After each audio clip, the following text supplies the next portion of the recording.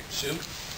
You know, it's a very exciting time, and it's also a good time. The market since 50,000 square feet is significant, and it seems like you are in the driver's seat in terms of asking for things like a green lease,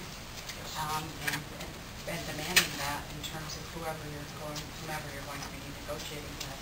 So, just throwing that out. Yeah.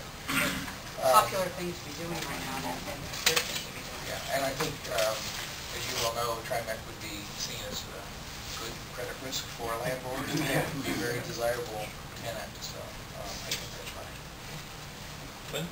That is a good point, so that the market's available. But I was going to piggyback off of Bob here and you, Mr. Chairman, that, you know, the builder here, when you said, what are you building now? I was thinking of going up. You know, that was my, why don't we go up on this building? I don't know if we can, or the structure is standard. Yeah. But build it, go up a couple floors, build a couple more floors, or go down, dig a cellar. Yeah. I just throw and that is what we had. I don't know if that's the architects feasible. at a general level looked at earlier, and their assessment was much more cost effective than just build that way. Yes, I don't know that's feasible. I was piggybacking off of Bob. Thank you. Yeah, I was pretty much going to touch on the other thing, looking at the capacity for expansion and recognizing the difference between lease space and construction costs, which makes sense.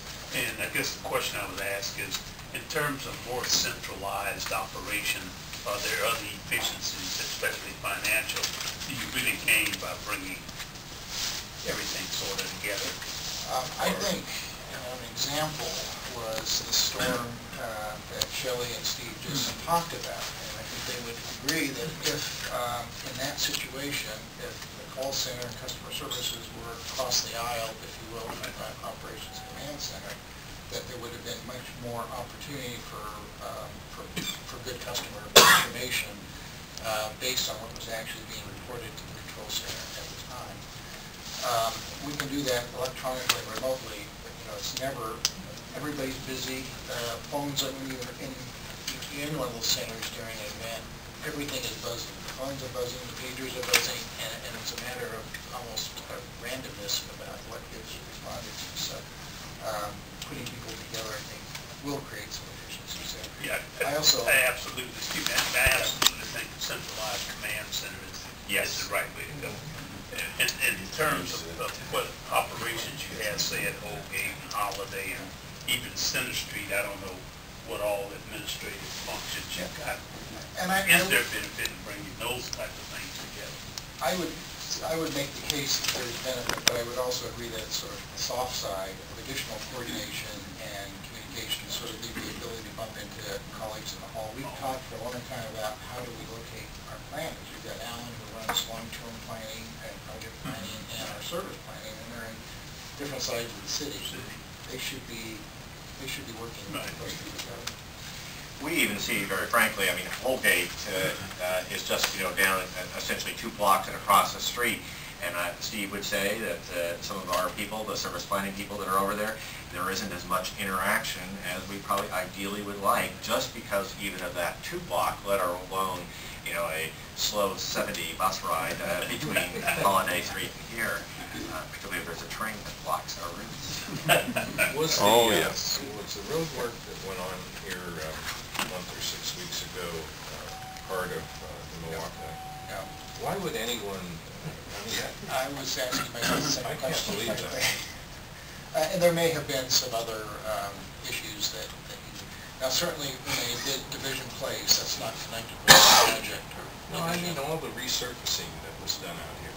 There was some that was done here on 17th Street that I would agree with your question. I don't know.